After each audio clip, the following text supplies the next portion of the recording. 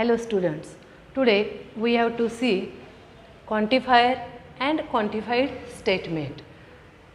For this we see some example of statement. First example is, there exists an even number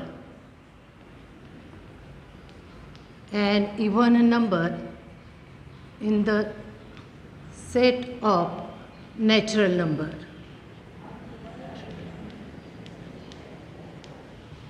There exists an even number in the set of natural number.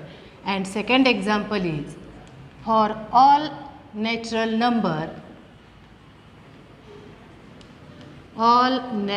numbers are positive.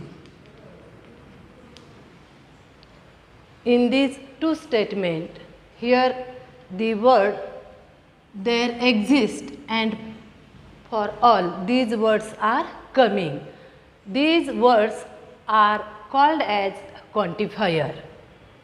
There exists and all, these two words are called as quantifier.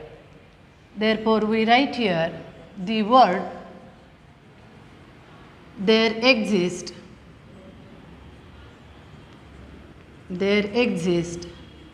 and all is called as quantifier.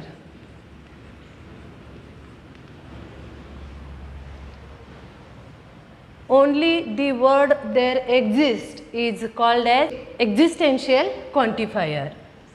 The word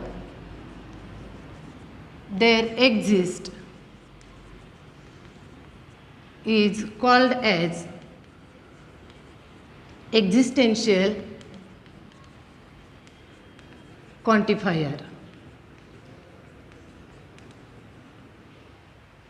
and it is denoted by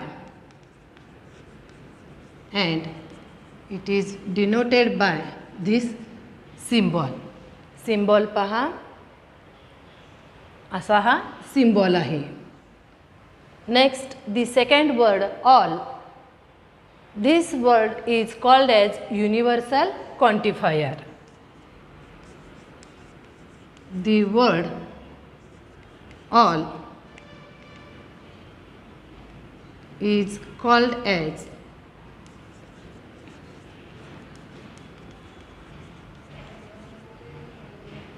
universal quantifier.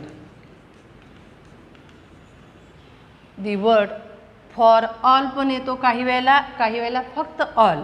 दोन्हीपैकी कोणताही word आला तर त्याला आपण म्हणणार universal quantifier. and it is denoted by this symbol for all. हा symbol लक्षात ठेवायचं. There exists and second word is for all. These words are called as quantifiers. Only there exists, this word is called as existential quantifier, and the word for all is called as universal quantifier. If both these words there exist and for all, these two words are combined, then this statement is called as quantified statement.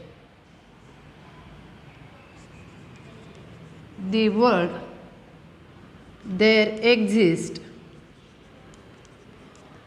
and for all is called as quantified statement.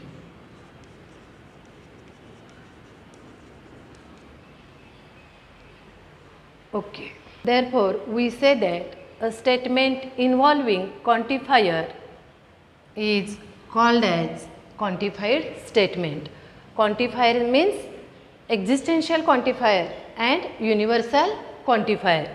If statement containing any one of these quantifier, then this statement is called as quantified statement.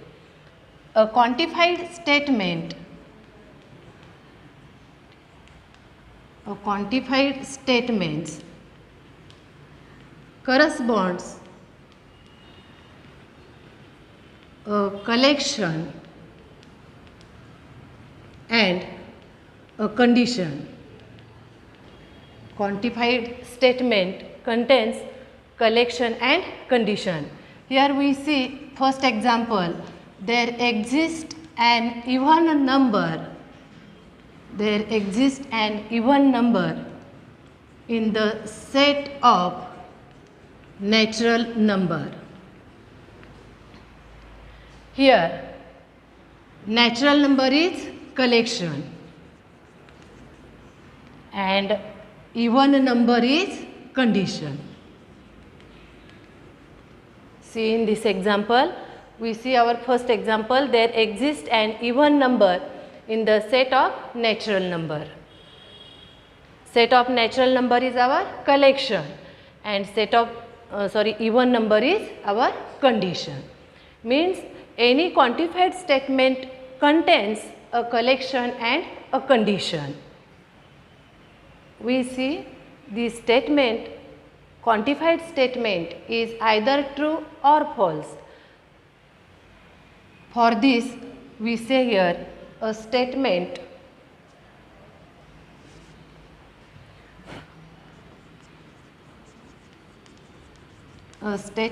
quantified by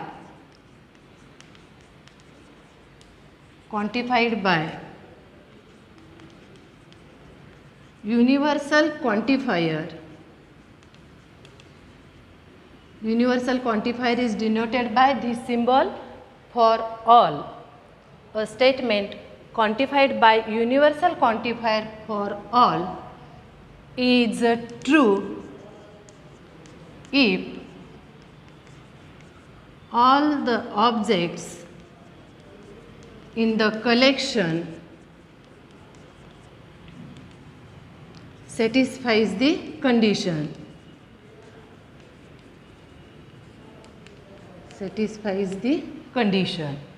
And a statement quantified by universal quantifier for all is false if at least one object in the collection does not satisfy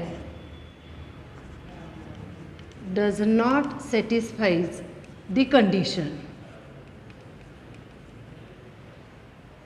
पहा, तुम्हाला देताना क्वांटिफाईड statement दिले आहे, त्यामध्ये देखील universal quantifier दिलेला आहे for all. तो ट्रू केव्हा येतो? All objects in the collection satisfies the condition. त्यातले सगळे ऑब्जेक्ट्स दिलेली कंडिशन सॅटिस्फाय करायला पाहिजे. आणि फॉल्स केव्हा येतो? इफ ॲटलिस्ट वन ऑब्जेक्ट, त्या सेटमधला कमीत कमी एक ऑब्जेक्ट जरी तो दिलेली कंडिशन सॅटिस्फाय नाही झालं तर ॲन्सर आपलं फॉल्स येतं आहे. त्याच्यासाठी एक एक्झाम्पल पाहूया. Consider the set A. Its elements or its objects are 1 2 3 4 5 6.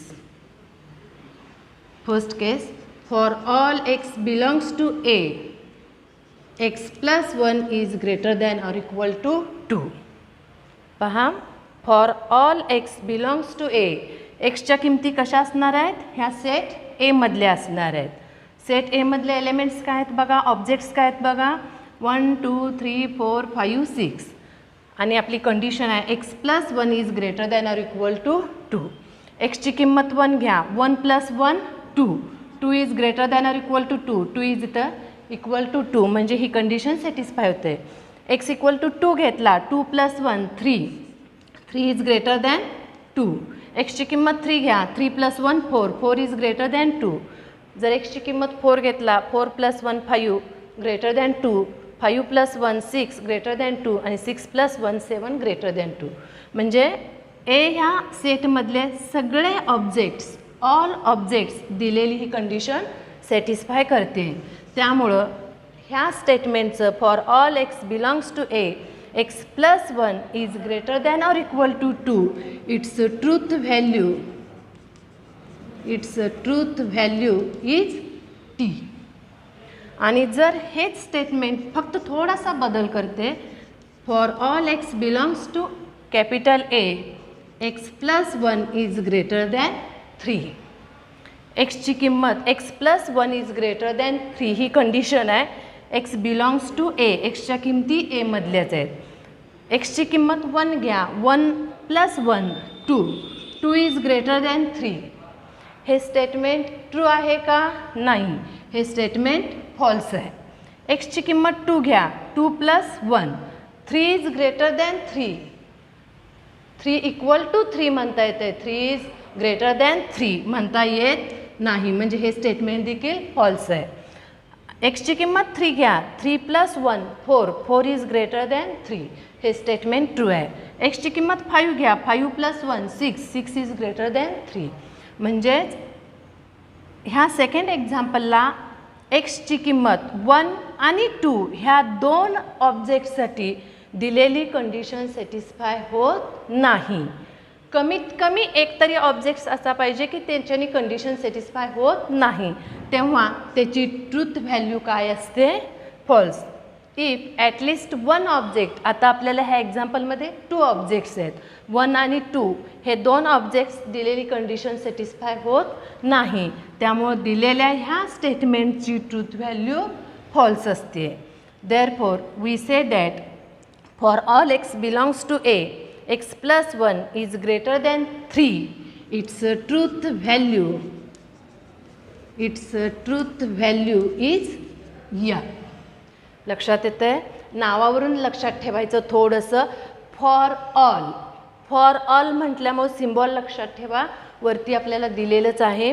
For ऑलचा हा सिम्बॉल आहे. फॉर ऑल म्हटलं की दिलेल्या सेटमधल्या सगळ्या ऑब्जेक्टना दिलेली कंडिशन सॅटिस्फाय होत असेल तर ट्रूथ व्हॅल्यू ट्रू येते, आणि एकाला जरी सॅटिस्फाय नाही झालं तर त्याची ट्रूथ व्हॅल्यू फॉल्स येते.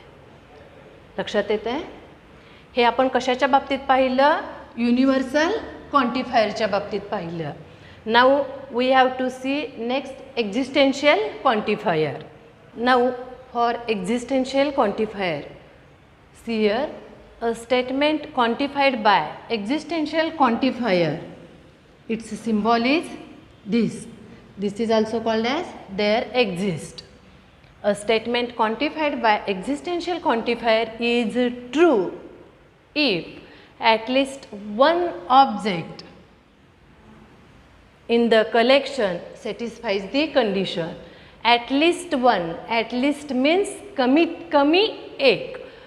कमीत कमी एक ऑब्जेक्टनी दिलेल्या कंडिशन सॅटिस्फाय होत असेल तर दिलेल्या स्टेटमेंटची truth value true, and is false if no object in the collection satisfies the condition. आणि त्याची किंमत फॉल्स कधी येते? एकही ऑब्जेक्टनी कंडिशन सॅटिस्फाय नाही झालं तर त्याची किंमत येते फॉल्स. आता आपण ह्याच्यासाठी एक एक्झाम्पल पाहूया. Set A elements or objects are 1 2 3 4 5 6 7.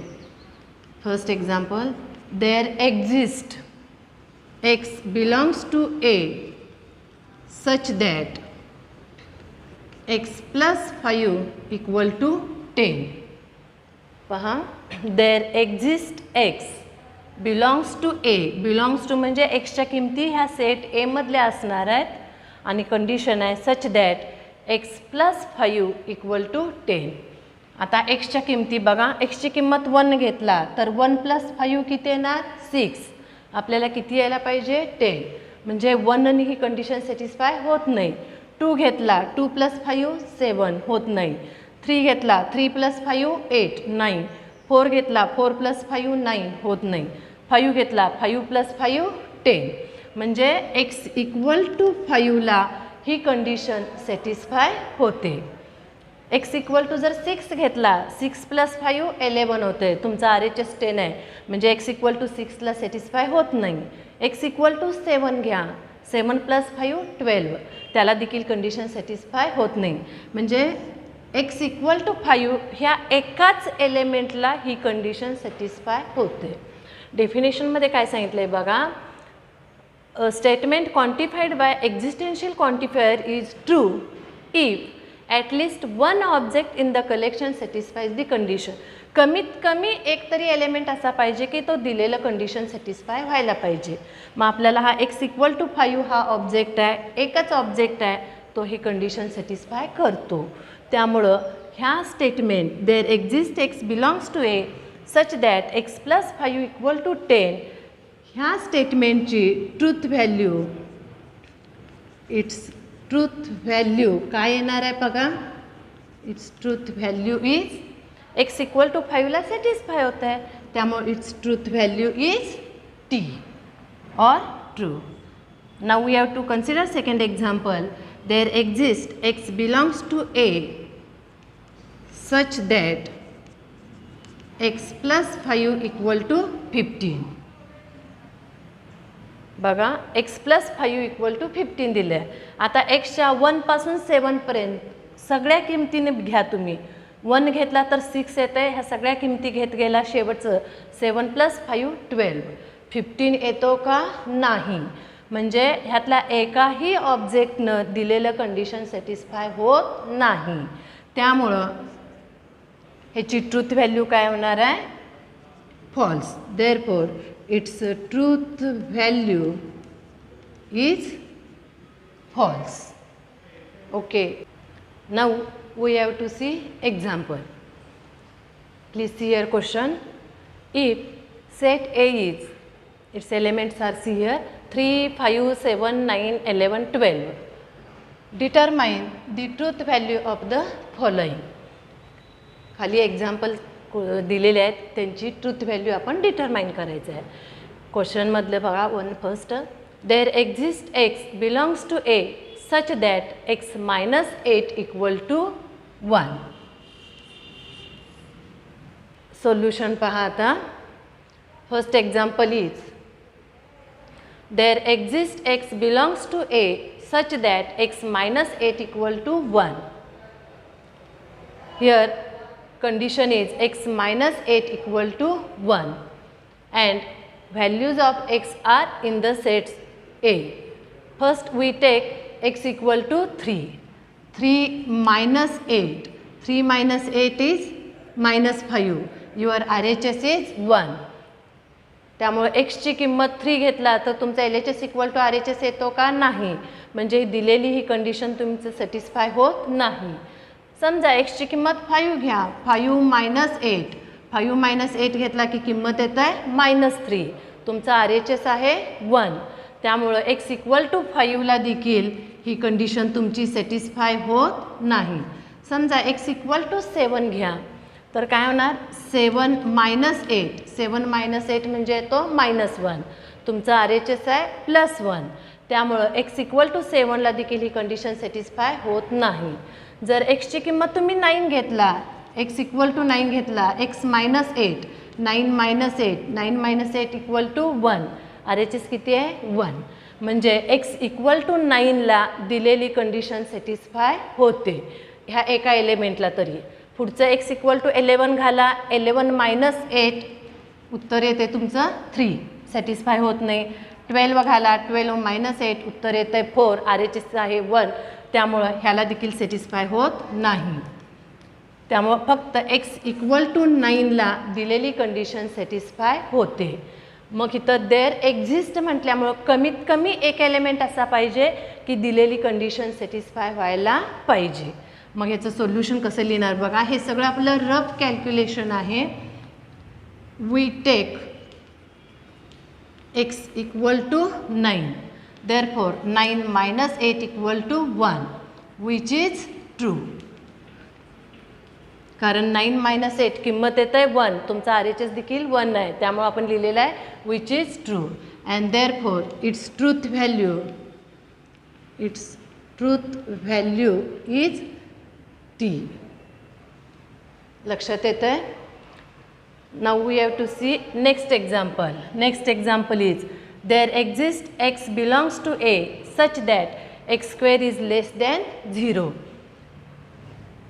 Collection काय पहा. There exist x belongs to a. एक्सची किंमत a मधली आहे, ह्या सेट A मधले आहेत आणि कंडिशन आहे x² इज लेस दॅन 0. हे सगळे जे नंबर्स आहेत त्यांचा जर स्क्वेअर केला 3चा स्क्वेअर 9, 5चा स्क्वेअर 25, कोणताही स्क्वेअर केला तर तो पॉझिटिव्ह आहे, कारण स्क्वेअर इज ऑलवेज पॉझिटिव्ह. त्यामुळे ह्यात एकही असा एलिमेंट नाही, एकही असा ऑब्जेक्ट नाही की दिलेली तुमची ही कंडिशन सॅटिस्फाय करतो, असं एकही एलिमेंट नाही. त्यामुळे दिलेलं हे स्टेटमेंट काय आहे, फॉल्स आहे. त्यामुळे लिहिणार इथं हे पहिल्याचं solution for second, let x square is less than 0 आहे. There is no object in the collection. There is no object in the collection satisfies the condition x square is less than 0. Therefore its truth value is false. इथं एकही असा ह्या ए सेटमध्ये element नाही आहे की x square is less than 0 he condition satisfy करेल. त्यामुळे त्याची ट्रूथ व्हॅल्यू काय येणार आहे, फॉल्स येते.